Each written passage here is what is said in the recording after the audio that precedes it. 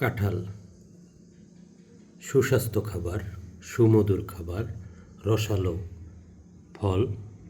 এই কাঁঠাল হলো মানবদেহের জন্য খুবই উপকারী ও প্রয়োজনীয়। কাঁঠাল 12 মাস কোনো কোনো ক্ষেত্রে কোনো গাছে হয়ে থাকে, তবে আমি ইফতারের সময় যে কাঁঠালটি খাচ্ছি সেটা হলো বাংলাদেশের খাগড়াছড়ি জেলার পার্বত্য অঞ্চলের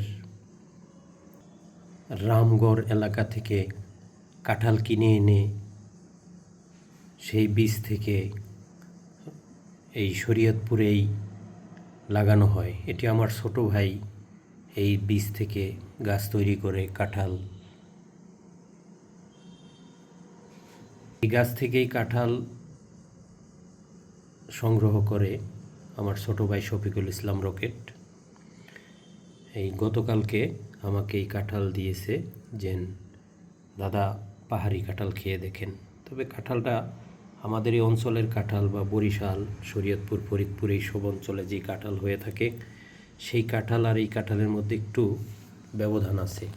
এই কাঁঠালটা একটু শক্ত, চালুয়া টাইপের, লক্ষ্য করছেন অনেকই শক্ত। তো এটা আসলে বীজগুলো ঠিক আছে। তো কাঁঠালটা সাইজে বড় না হলেও মিডিয়াম সাইজ, তবে বীজগুলো একই রকম আছে। তবে খাইতে একটু শক্ত, কিন্তু মিষ্টি, খুবই মিষ্টি।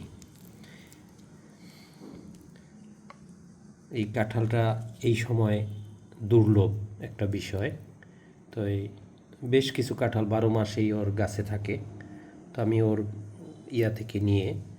ওর কাছ থেকে নিয়ে খাচ্ছি, আলহামদুলিল্লাহ।